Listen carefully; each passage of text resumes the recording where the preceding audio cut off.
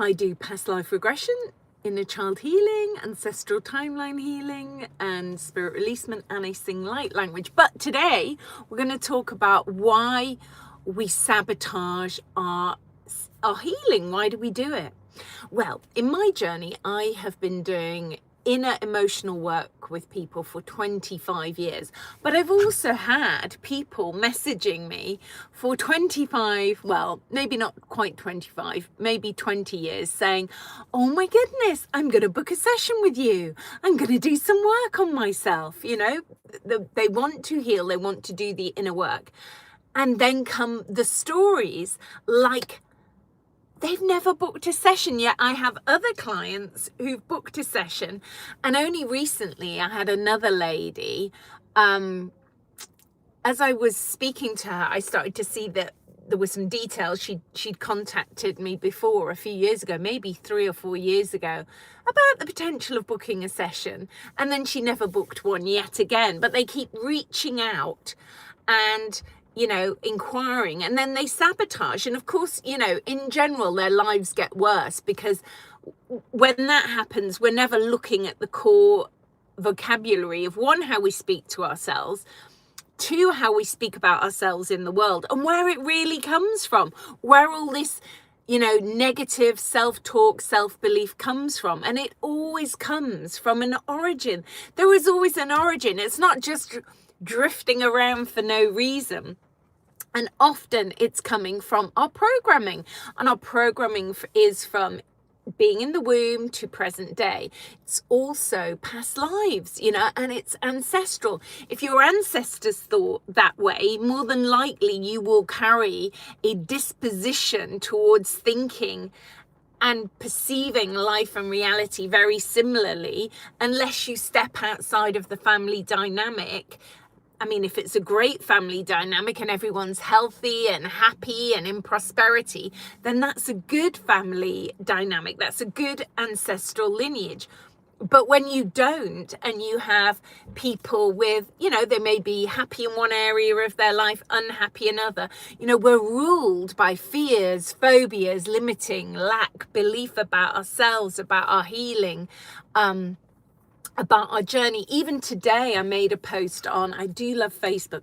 I made a post because I know quite a few people, I don't want to get chucked off you to the tube, who regret that. Let's just put it this way. They regret the decisions that they made during the COVID times. They regret the decisions they made for their health and their well-being, and now they're trying to detox that with all kinds of herbal supplements and things like that. But I thought about it, and I thought about this. If you were experiencing side effects of those things, the key thing you need to detox, really to help yourself, is the emotion that made you do that. And we're using that because that's something we've all experienced in the recent years, whatever choice you made. But if you're having side effects by a choice you made, apart from trying to do some holistic herbal detox, whatever it is that people believe will help them,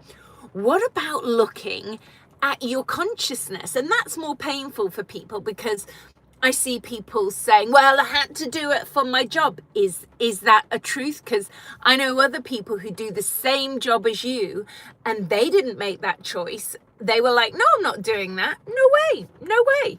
And they didn't lose their job. So it's a story we tell ourselves because we don't want to own the truth, which is you were fearful, you were compliant, you acquiesced. You maybe even thought it was the right thing, and you may even still think you made the right choice for you. So, but maybe your body's telling another story. So then you have to, did you do it to acquiesce your family? Did you feel your partner put you under pressure? Did your children put you under pressure? Did your parents put you under pressure? I know one family where the sister put the other sister under pressure. So do you see what I mean? We must know the origin of our controllers.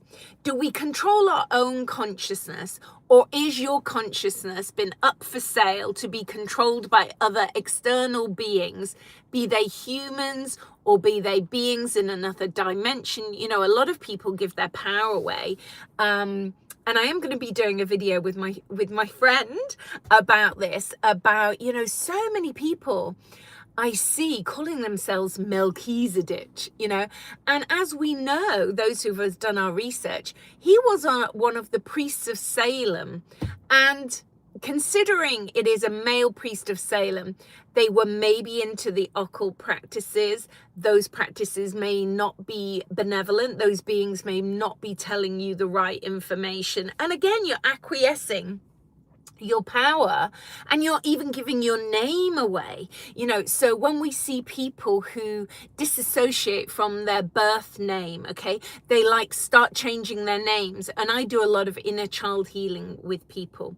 So when I see you disassociating from your name, I know that there is trauma in the previous name that you had, that there is some event from childhood or adult life that you're trying to disassociate from, except if you've got married and you changed your name by law.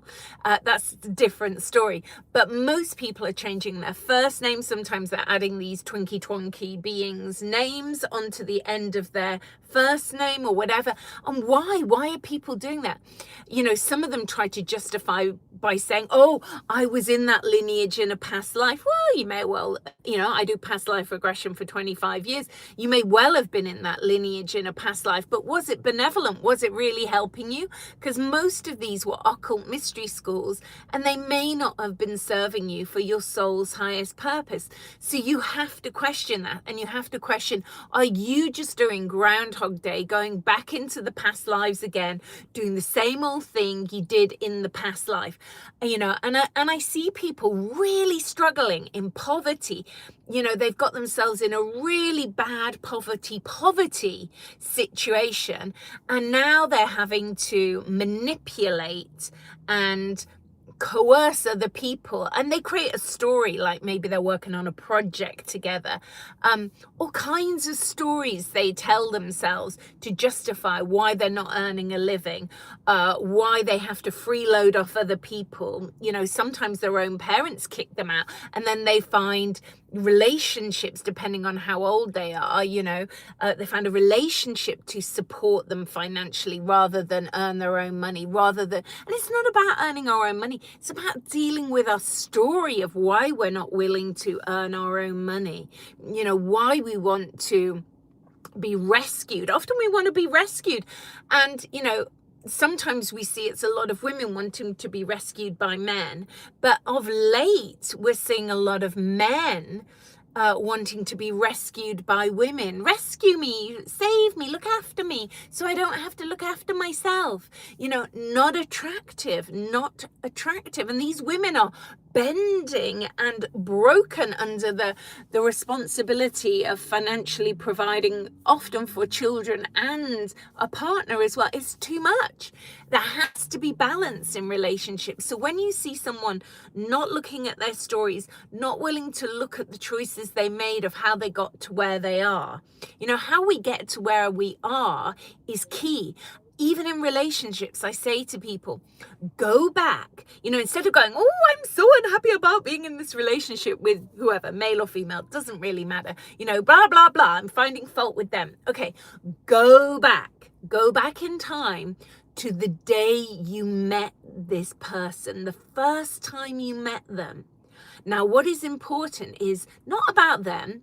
Where was your consciousness on the day you met that person that you're now unhappy with? This isn't about people you're happy with. You know, that's joyful, that's wonderful, that's harmony, that's beauty, that's everything we want. But if you're not happy, go back, and you have a pattern of this. Go back to where your consciousness was on the day you met them, because the keys and the answers will always lie in there. And you may well have been in lack. You may have thought, you know, This might help my financial situation. It's expensive living on my own. I'm lonely living on my own.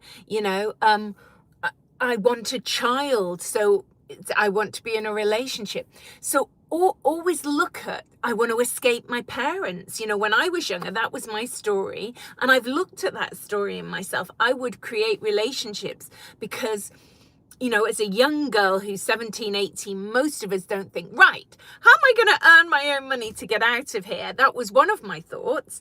But the immediate thought was, how can I get away from my parents? And of course, a boyfriend who's got his own car, his own home, is a way to get away from your parents. Not the right reason to pick somebody. That is not the right reason. It may well turn out to be the right reason, but you must look at the story of yourself. And it's uncomfortable to look at our own manipulations, our own deceptions to ourselves and to the outer world. And when we own all this and we go inside ourselves, I'm going to just put my glasses on in a second to read your little comments. When we go inside ourselves and we see the answers to these stories, wait 1 second, I seem to have lost my glasses. Hold on, I've got another pair here. When we go inside and we see our stories and we face ourselves, I did it from fear. I did make my choice from lack. I did make it from low self-esteem. I did make it from feeling I didn't have any power, So when we see, where does this come from? Does it come from the childhood? Is it the programming of the ancestors, or is it past lives? And when we weave in our sessions, going between all this, the biggest thing that happens is we get to take our power back. And then we can look at things we're not very good at. I have areas I'm really not very good at. And sometimes those areas change, or they're new experiences. I've never been in this situation before. I've never had to deal with this situation before. I'm not very good at it. I'm really good at that. So maybe hire somebody to do the thing you're not really good at. And people have an issue with that, especially with therapy. There's been so much misinformation put out there that people think they've got to struggle on their own. Sometimes they see it as failure, reaching out for help. Reaching out for help, for me, I'm not taking your power away from you. I'm helping you get your power back we're going into your soul records, your emotional Akashic records. We're going into the truth of your soul that you cannot see for yourself, because if you could see it for yourself, you would have fixed it by now, and there's no shame in going, you know what? I need help. We cannot do everything ourselves. Some people like to live their lives like that, but I don't choose that. I find the things that are my joy, and then I pay other people to do the things that are not my joy. And so that's why we all have jobs and how it all balances out. Thank you for listening to me. Let's see. So Indigo's saying, oh, what I don't know, what he was, Ishmael Perez was saying to Kerry, I don't know. But so obviously some of what I'm saying is resonating with something you've heard elsewhere. Yeah, I love Dr. Bruce Lipton. I met him many, many years ago. I think he used to speak at the College of Psychic Studies. I'm pretty sure I've heard him speak there. And I think he spoke at an event with Lynn McTaggart. What Doctors Don't Tell You. She used to do these conferences called The Field. I mean, I'm talking 20, 20-ish years ago, maybe.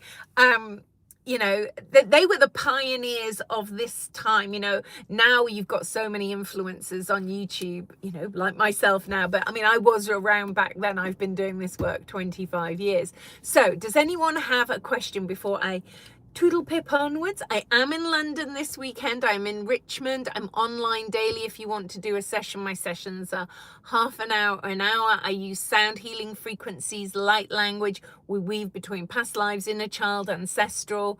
In person in Richmond, I do my 2-hour sessions going into regression. And then if I've worked with you once, we can talk about the option of doing a whole soul freedom day, which is just you and I, and deeply going into your stuff, as well as going to a sacred site, light language codes at the sacred site. Because when we stand barefoot on the land, we read the earth lines of the earth. We touch trees, we hear sound frequency healing. You know, I've worked a lot in this lifetime, as maybe many of you have done, to speak in a high frequency voice.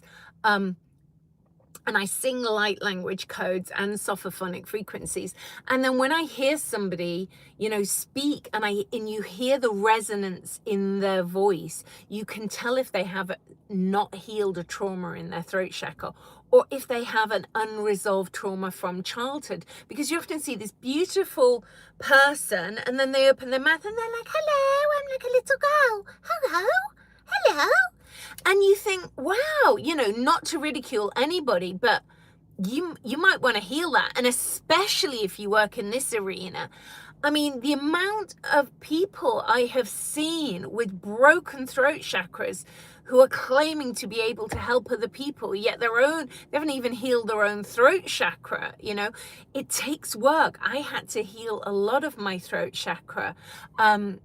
You know, I got mugged and strangled in this lifetime outside my own flat in London many years ago, before my awakening. But, you know, it did affect my throat. I had to work very hard on my throat chakra to heal that throat chakra and to get the octaves and resonance back.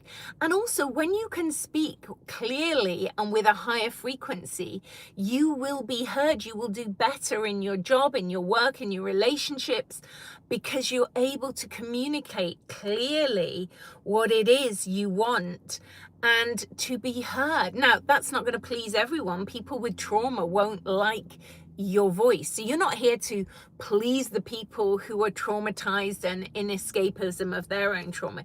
You're to be heard on the soul records that your voice is meant to be heard on. That is your signature frequency into the earth. Now, let's see what else anybody is saying for today. Let me see.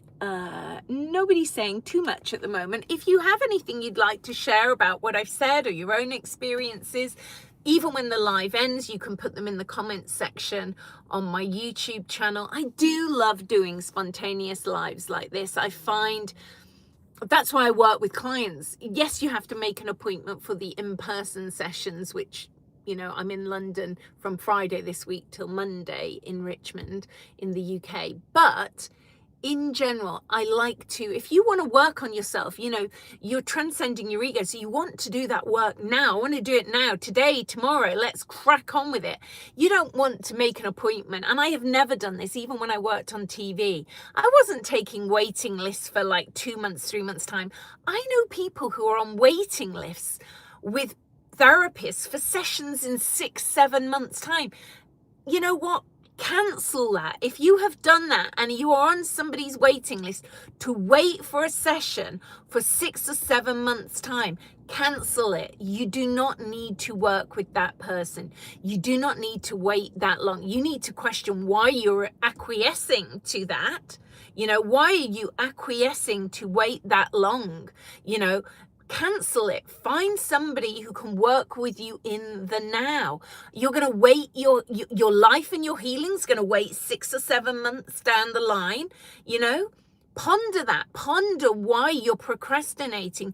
You're holding your life back even further. I'm procrastinating on that. Why am I doing that? You know, question everything. Why am I doing that? It's harsh. It's harsh to look at ourselves. It's not the easiest thing to look at yourself. But when you get honest and real with yourself, and brutally honest and real with yourself, and brutally honest and forgiving with yourself, then you get into the journey of forgiving. I get so passionate about this stuff because I just see people being guided into, oh, let's care about space programs 20 and back, let's care about super soldiers, let's care about 3i Atlas, let's care about what's going on with Trump, let's care about what's going on with Greenland this week it's about Greenland.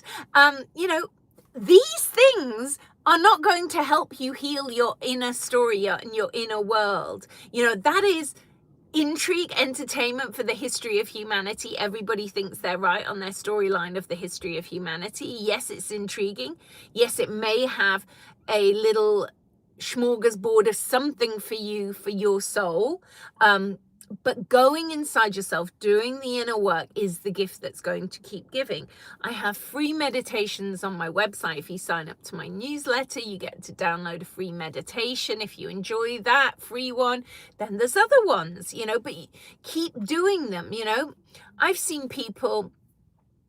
One lady, actually, one of you the other day said she'd listened. In fact, I'm seeing her in Cornwall in March.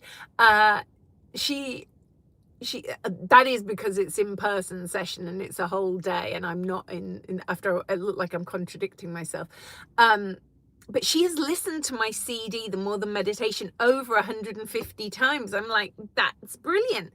And I said, well, if that gives you benefit, then you keep doing it. If you feel that's helping you, that is awesome. That's what I created it for. That's what I create guided meditations for.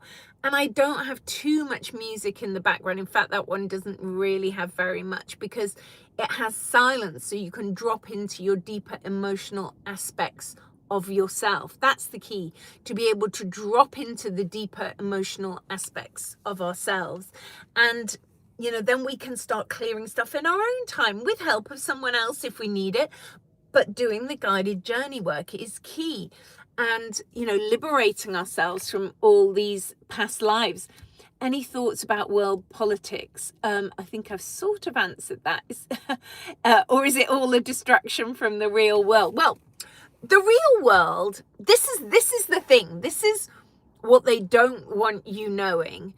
You create your reality. Okay. And that's why we're seeing more realities than ever, because you have, in fact, I overheard somebody in conversation the other day saying, what if I just focused on my local reality? And I was like, yes, they get it. Just focus on your local reality. If you don't see it with your own eyes as you go about your life, not really your world, not really your reality. You're being invited these days by social media, these days by television, by print, by radio. You're being invited into some other reality, but are you seeing it with your own eyes? I'm talking about own eyes when you go about your life. If you turn off the TV, turn off the radio, don't read the newspapers, would you be seeing that with your own eyes? Would that be what you were seeing? Or is that your personal reality? Because if it's not your personal reality, it shouldn't concern you that much. I know you're being coerced into, as empaths, we're being coerced into caring about the world at large. And I, as an empath, have to work on that in myself. I can easily be louche-vested. That means my emotions being taken to care about people I've never met, I don't know. And it's not that I don't care, but it's like I cannot spend my whole day crying over things that I cannot really change. I can change me, I can visualize those people changing, but I must focus on my personal reality. I must focus on my personal relationships with people I am linked to in my personal reality. And that, I think, is the gift that keeps giving. Because if you keep getting sucked into all these stories and, oh, is this politician a good person? Is this politician a bad person? Not your story. Turn it down. Then you're being manipulated in, oh, these people in history fought for the rights for you to vote. You should vote. Turn down all that volume outside of yourself. Turn it all down and breathe. Just, even now as we speak, just visualize yourself, giving yourself permission of all those world events that are round your head. Just breathe, and I'm see ties and threads to newspaper, print, radio, TV, global events, influencers on YouTube, whipping you into a frenzy, on a daily basis, even the stuff that they want you to be caring about is terrible. These things are happening to children or whatever. might not be as big a truth as they want you to believe it is. They want you to be horrified, terrified, fearful. Don't let your children outside because terrible things are happening in the world. If you didn't know that and you didn't believe that, and you didn't teach that to your children, that the world is a fearful place, and you taught that it was a safe place, and you held that frequency, and we all did that work to hold that frequency, to see the world in a higher vibration, the world would have to reflect your state of being, your state of being. They can be spellcasting you all these kinds of beliefs to sell things, whether it's, on a minutiae level, you're sold so much stuff. You're sold, burglar alarms. You're going to have a burglar alarm because you might be burgled. You're still going to be burgled, probably, if you had a burglar alarm, because it's your consciousness creating that. You are drawing that vibration in. Now, people sometimes find that hard to believe, but if you're a vibrational match to something that is in alignment to that reality, it's going to happen to you until you go into the story inside yourself and you release that story, so you're not a vibrational match to that. But this is understanding the higher initiates of your own soul. This is you becoming an initiate of your own soul wisdom. And what are you a vibrational match to? I would imagine if you invest in a burglar alarm, you're setting that intention into the world to be burgled. I would think so. That's how my mind thinks, So if you don't have that fear, you don't need that. Then you're like, well, what if you do fear it, but you don't, but you've got the money to pay for it and you think it's a good investment, it's going to take the stress out of your life. Okay, if you think it's going to take the stress away from you, but you're still holding that frequency in your field. So do you see how I'm explaining? And we're talking at lots of tangents, but all these tangents are important to all of us. Thank you for the little shimmy hearts. Because, I like to think that what I'm saying has relevance to all of us who are listening. It touches on some facet of our lives to make sense, and then we see massive big insurance companies who are, making fortunes off the back of humanity's fears.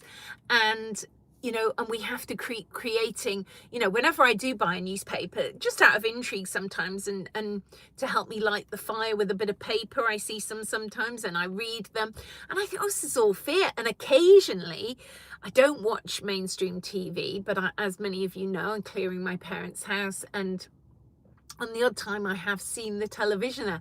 I'm like, of all we got is like police stories and crimes and murders and terrible things on television. Surely that's not a reflection of what humanity are living. Even the soap dramas try to reflect this really, be happy with your lot kind of narrative.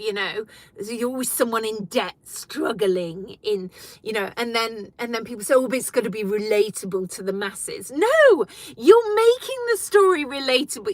You're programming the people to think it's okay to have all this debt, and it's okay to get in this situation. It's okay to have fights and fall out with people. It's programming you to be in that mindset, and you want to kind of go, okay, I observe it, but I'm not absorbing it. It's not becoming my reality. It's not how I choose to live in the world. So thank you, Indigo, for saying thanks. Have you had a sign from the universe? I'm having a sign from the universe every single day. I'm always getting signs from the universe. Do I always act on them? Not all. We're all a work in progress. I act on as many as I feel are appropriate for me to act upon. Like my mother in spirit world shows herself as a ladybird. Yesterday she was in my house, sat on the sofa as a ladybird. In the depths of winter in the UK. My mum, she was in the car the other day and here with me the other day, and sometimes she's in the bathroom window when I'm, having a shower. There she is, and she shows herself as a ladybird. And I think when our loved ones cross over, they often show themselves, pardon me, as a bird or as an animal, or some sort of sign that isn't frightening or threatening to us, and if you tune in, you will see it. And, nobody dies. We just lose physical density and our soul goes somewhere you know, there's a lot of talk. If we start going into the deeper story of do you need to incarnate here, not necessarily so, but if you don't get your frequency and you clear your emotional Akashic records, you will find yourself coming back here, because it's your vibration is bringing you back into the density of 3D.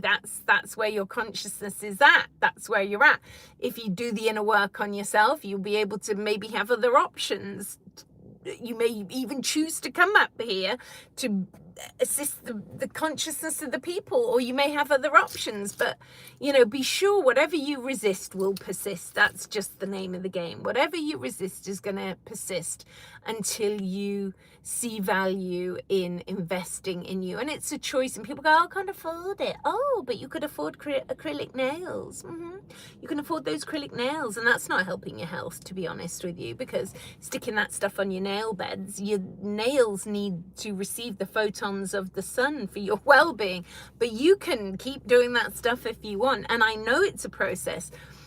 You know, I used to always wear nail varnish on my toes, and when I first stopped wearing nail varnish, I thought I'd gone naked into the world with no clothes on. You know, see how indoctrinated we are to do things.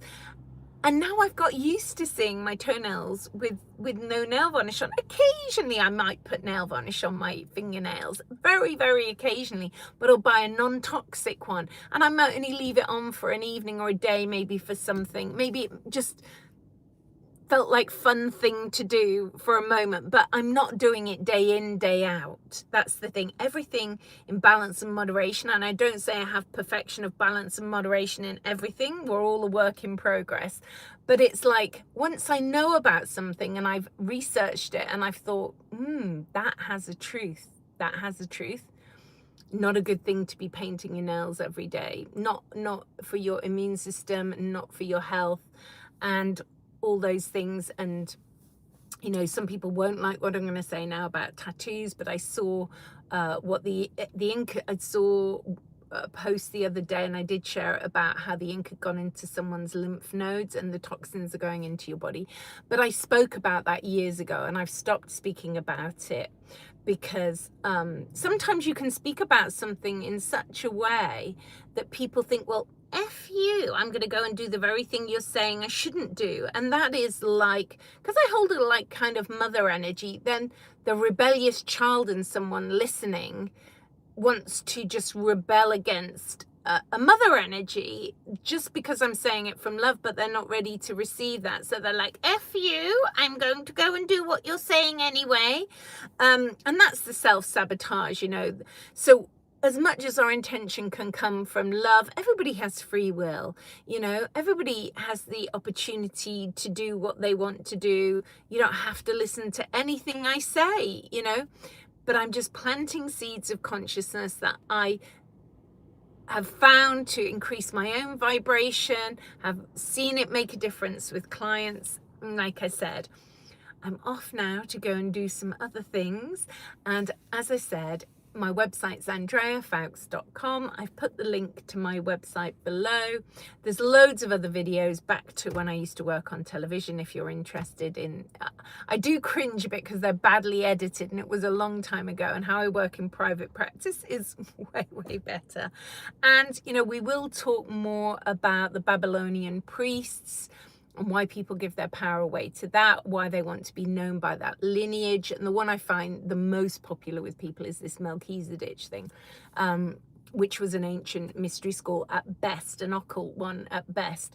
And they're stuck in that. It's like they keep staying in these lineages. Get out of these lineages. Stop giving yourself titles from previous timelines that may not be working for your soul, or you think they are. So you're kind of giving your power away to these beings, and then you wonder why you're penniless, sat there twiddling, you know, trying to be rescued by other people, but you're steadfastly holding on to these beliefs, even if you call them spiritual. And because I work helping people release entities, I can often see the entities attached to them that they've called in energetically. And you can see it too often in their eyes. So, and they shift in and out of reality. And they've, you know, maybe had a hold on this person from lifetimes ago. So we have to have love and compassion for all beings and hope that one day they kind of get to a point where they start to figure it all out. So thanks for listening.